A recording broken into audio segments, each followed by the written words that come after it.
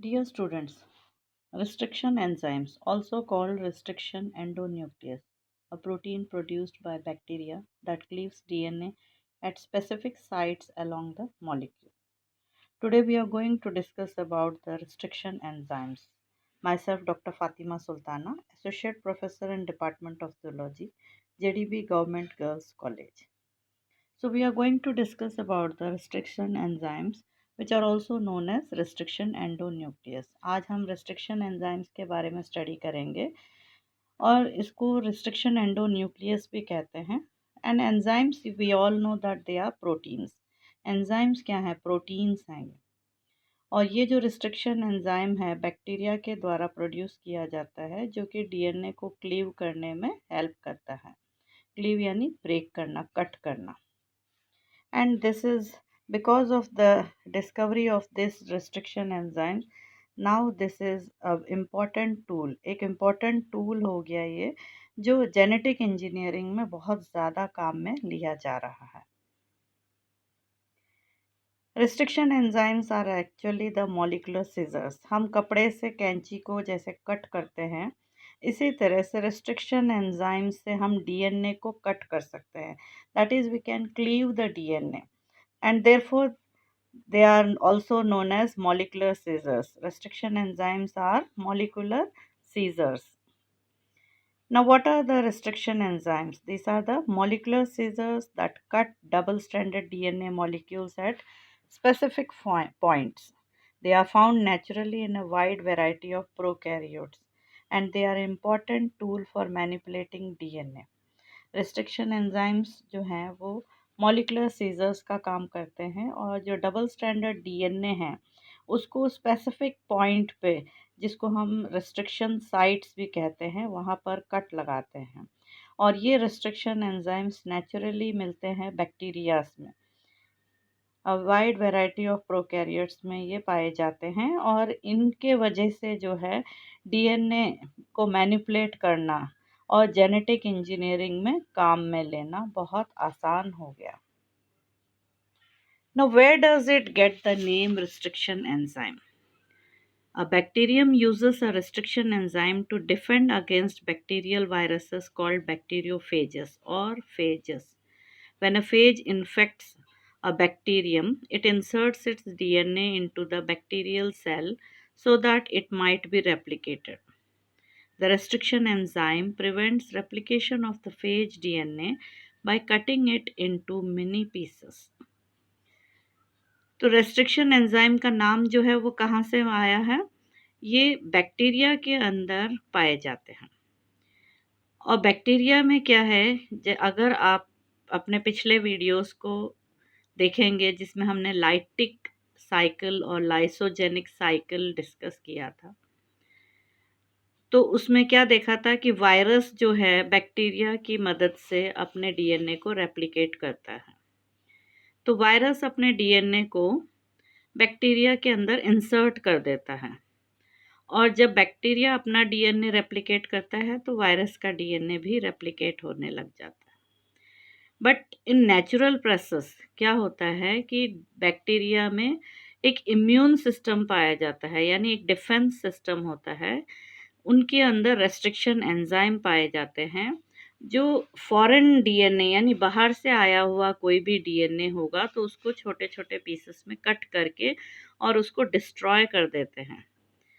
तो generally what happens, phase infection को वो रोकते हैं बिकॉज वायरस जो है वो अपना डीएनए को इंसर्ट करता है बैक्टीरियल कोशिका के अंदर रेप्लिकेट होने के लिए. बट ये जो रिस्ट्रिक्शन एंजाइम बैक्टीरिया में पाया जाता है वो इस प्रक्रिया को प्रिवेंट करता है. फेज डीएनए को छोटे छोटे टुकड़ों में काट करके उसको नष्ट कर देता है. तो आप सोचेंगे कि डीएनए का जो बैक्टीरिया का जो डीएनए है उसको क्यों नहीं कट कर देता है, वो क्यों सिर्फ फॉरेन डीएनए को ही कट करता है?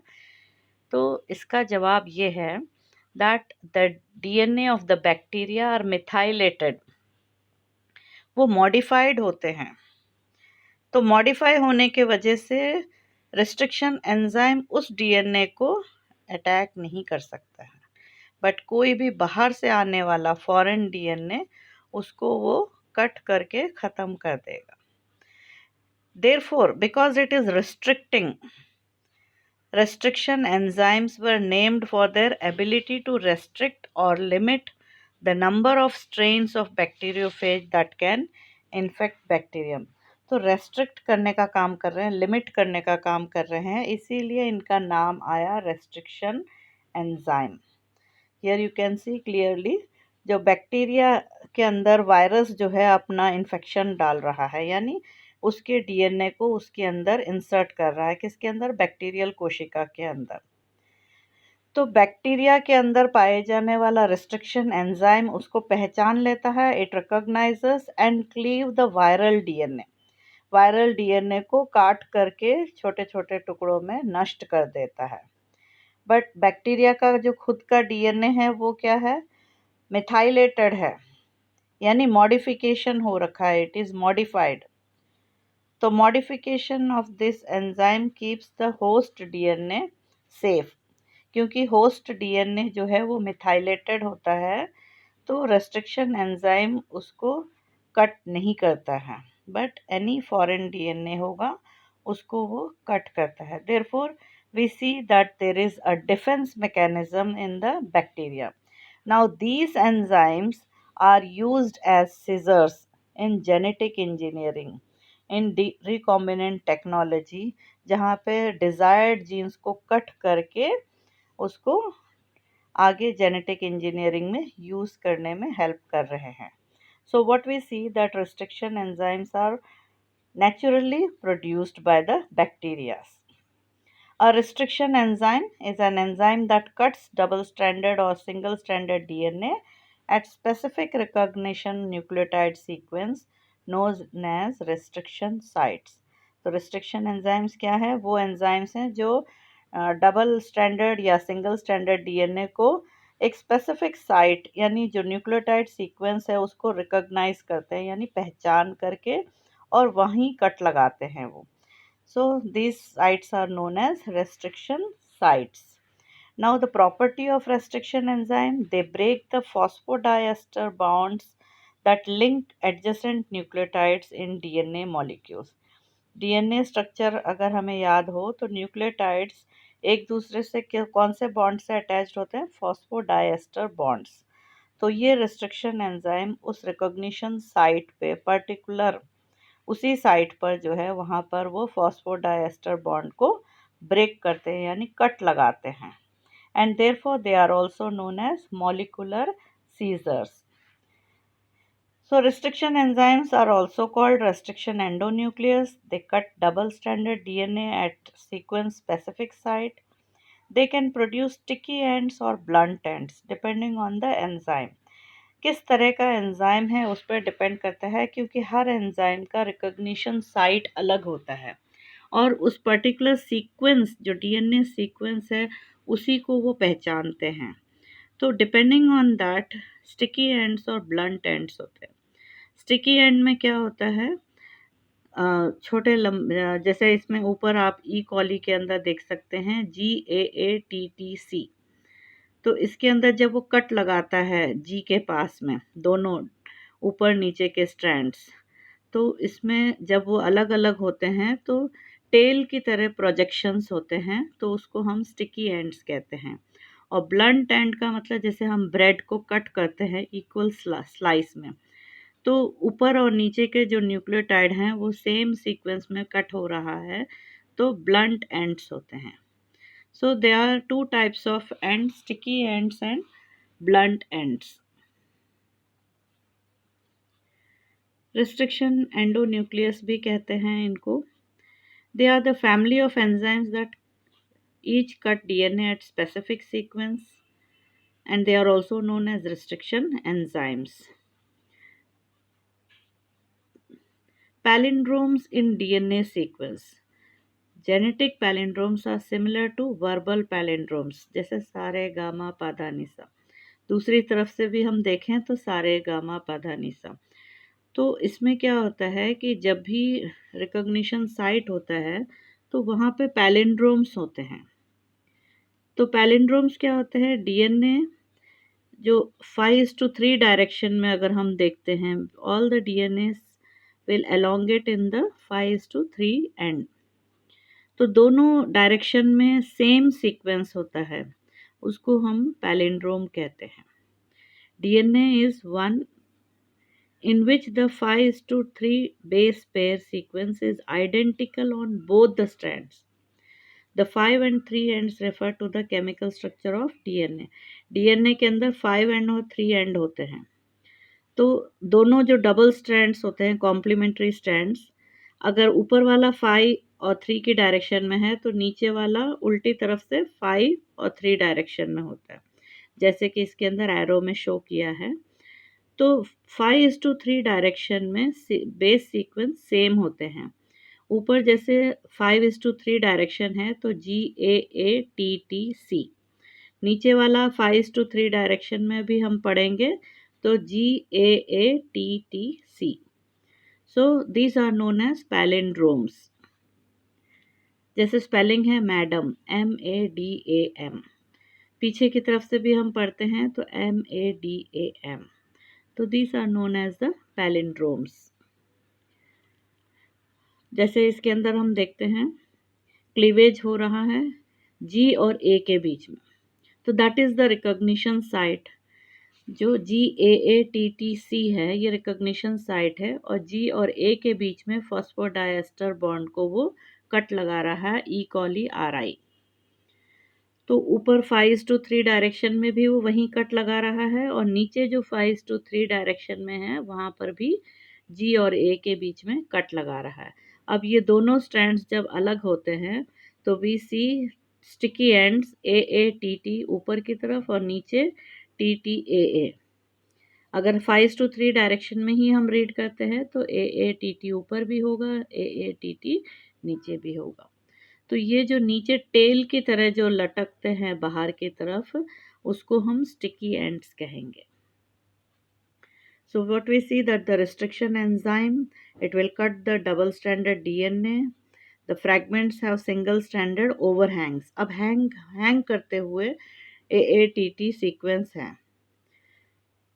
Now when this strand is matched with other, जहाँ पर इंसर्ट करना है, क्योंकि अब ये डिज़ायर्ड सीक्वेंस है जिसको इंसर्ट करना है, तो fragments with matching overhangs base pairs and stick together. अब वहाँ वो स्टिक हो जाएंगे, और जो फॉस्फोडाइएस्टर बॉन्ड जो ब्रेक हो रहा है उसको जोड़ने का काम करेगा DNA ligase enzyme which seals the gap. So restriction enzymes, they are cutting the DNA fragments. The sticky ends, they can stick to the complementary base sequences। जहाँ desired genes को stick करना है वहाँ पर वो आसानी से stick हो सकते हैं, and now they can form the recombinant DNA, यानी नए combinations भी बना सकते हैं। So the common example is EcoRI, where it cuts the DNA anywhere it finds sequence TTAA। जहाँ भी वो TTAA sequence को find करेगा, that is the recognition site where it recognizes and it will make a cut between G and A। Restriction enzymes were discovered and characterized in the late 1960s and early 1970s by molecular biologist Werner Erber, Hamilton Smith, and Daniel Nathans. The ability of the enzyme to cut DNA at precise locations enabled researchers to isolate gene containing fragments and recombine them with other molecules of DNA to clone genes. The names of the restriction enzymes are derived from the genus, species, and strain designations of the bacteria that produce them। तो ये जो biologist हैं arbor, Smith और नेथन्स, इन्होंने 1960s और early 1970s में इस restriction enzyme को रिकॉग्नाइज किया था कि किस तरह से ये बैक्टीरिया के अंदर डिफेंस का काम करते हैं, और अब उन एंजाइम्स को उन्होंने यूज़ किया दूसरे डीएनएस को कट करके और नए रिकॉम्बिनेशंस और क्लोन्स बनाने के काम में लिया है। तो ये जो रिस्ट्रिक्शन एंजाइम्स के जो नाम हैं वो कहाँ से आए हैं, क्योंकि बैक्टीरिया से प्राप्त होते हैं, they are found in the bacteria, तो उनका जीनस, स्पीसीज और स्ट्रेन, इनसे इनका नाम होता है। जैसे एंजाइम इको आर आई, तो it is produced in Escherichia coli and the strain is RY13। तो नॉमेनक्लेचर अगर हम देखते हैं बैक्टीरिया के अंदर से जो पाए गए एंजाइम्स का, तो बैक्टीरियल जीनस, स्पीसीज और स्ट्रेन के नाम पे जो है इनको नेम किया जाता है। जैसे कि एब्रीवेशन ई कहाँ से आया है, एस्केरिचिया जो कि जीनस है, और CO कहाँ से आया है, जो कॉली स्पीसीज है, और आर जो है वो स्ट्रेन है, RY13। और सबसे पहले फर्स्ट एंडोन्यूक्लियस आइसोलेट हुआ है, इसीलिए इसको आई यानी फर्स्ट आइसोलेट किया है, therefore it got the name Eco R I. Similarly ये दूसरा एग्जाम्पल है, बी जो जीनस है बैसिलस का, एम स्पीसीज है एमाइलोलिक्यूफेन फेसियंस, और एच जो है स्ट्रेन एच है, और फर्स्ट एंडोन्यूक्लियस आइसोलेट हुआ था इसके अंदर, इसके लिए इसको आई दिया है। नेक्स्ट है ये एग्जाम्पल, जैसे कि जीनस हीमोफिलस से एच आया है, स्पीसीज इन्फ्लुएंजा से IN प्राप्त हुआ है, और स्ट्रेन RD है, और ये थर्ड एंडोन्यूक्लियस आइसोलेट हुआ था, इसीलिए इसको हिंड थर्ड नाम दिया गया है। So these are the various examples on the basis of which the restriction enzymes have been named, और इनका जो क्लीवेज साइट है वो भी सबका स्पेसिफिक होता है, और जहाँ वो कट लगाते हैं, किस तरह से कट लगाते हैं, उसके बेस पे डिपेंड होता है कि वो स्टिकी एंड है या ब्लंट एंड है। कुछ एग्जाम्पल ब्लंट एंड्स के हैं, इसके अंदर रिस्ट्रिक्शन एंजाइम्स जो हैं वेरियस इनके रिस्ट्रिक्शन साइट्स है, TT टी ट्रिपल टी और ट्रिपल ए, इनके बीच में वो कट लगा रहा है, तो ये ब्लंट एंड्स होते हैं जिसमें दोनों तरफ वो बीच में एकदम प्रॉपर कट लगाते हैं। आइसोस्काइजोमर किसको हम कहते हैं, जो restriction enzymes recognition sequence same है इनका, और कट भी जो है वो वहीं लगाते हैं। जैसे इसके अंदर दिया हुआ है एग्जाम्पल CGTACG, तो दोनों का रिकग्निशन सीक्वेंस सेम है, और वो कट भी जो है वो G और C के बीच में लगा रहे हैं। ऐसे रिस्ट्रिक्शन एंजाइम्स को आइसोस्काइजोमर्स कहते हैं।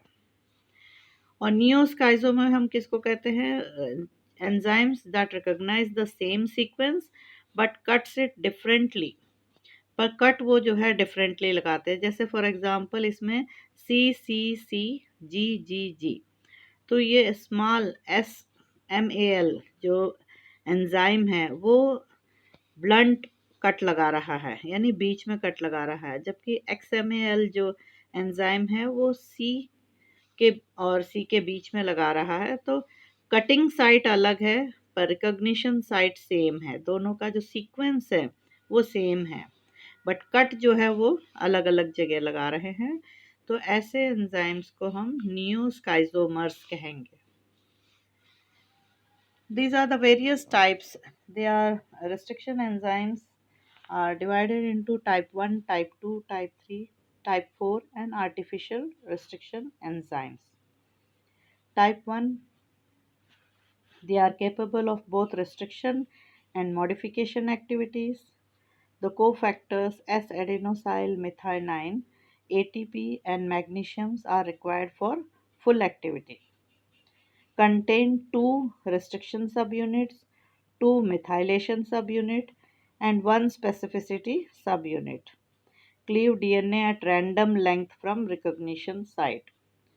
तो टाइप 1 के जो रिस्ट्रिक्शन एंजाइम्स हैं उसमें कोफैक्टर्स की आवश्यकता होती है, ATP की आवश्यकता होती है और मैग्नीशियम आयन की आवश्यकता होती है पूरी तरह से एक्टिविटी को पूरा करने में। और जो क्लीव है वो रिकॉग्निशन साइट से कुछ दूरी पे एट रैंडम लेंथ पे जो है ये कट लगाते हैं। टाइप 2 जो है, these are most commonly available and used restriction enzymes. They are composed of only one subunit. The recognition sites are usually undivided and palindromic and 4 to 8 nucleotides in length. They recognize and cleave DNA at same site. Recognise भी करते हैं same जगह पे और cleave भी वहीं पर करते हैं and these are the type 2 enzymes which are commonly used. They do not use ATP for their activity, but they usually require only magnesium ions as cofactor. Type 3 restriction enzymes cut DNA about 20 to 30 base pairs after the recognition site. These enzymes contain more than one subunit and require adenomethionine and ATP cofactors for their roles in DNA methylation and restriction. Type 4, these cleave only normal and modified DNA. Recognition sequence have not been well defined. Cleavage takes place approximately 30 base pair away from one of the sites. Artificial restriction enzymes are generated by fusing a natural or engineered DNA binding domain to a nucleus domain. Can target large DNA sites, can be engineered to bind to desired DNA sequence. तो artificial restriction enzymes भी बनाए जा सकते हैं. They can be generated by fusing natural और engineer DNA को bind करके एक न्यूक्लियस डोमेन जनरेट कर सकते हैं जो आर्टिफिशियल रिस्ट्रिक्शन एंजाइम्स का काम कर सकते हैं. So we see that there are different types of restriction enzymes which work according to the recognition sites की कहाँ रिकॉग्निशन साइट है और उससे कितनी दूरी पे वो कट लगाते हैं और कितने सब यूनिट्स के हैं और एटीपी यूज़ कर रहे हैं या नहीं कर रहे हैं, कोफैक्टर्स की आवश्यकता है. इसके बेस पे जो है ये different types of restriction enzymes होते हैं. The various applications, now what we see that the restriction enzymes are most widely used in recombinant DNA technology, gene cloning, protein expression experiments में, DNA mapping में, genotype DNA sampling. तो genetic engineering में ये सबसे best tool की तरह use हो रहा है and because of this various products have been produced by this genetic engineering and recombinant DNA technology. So, restriction enzymes are widely used in recombinant DNA technology. Thank you so much.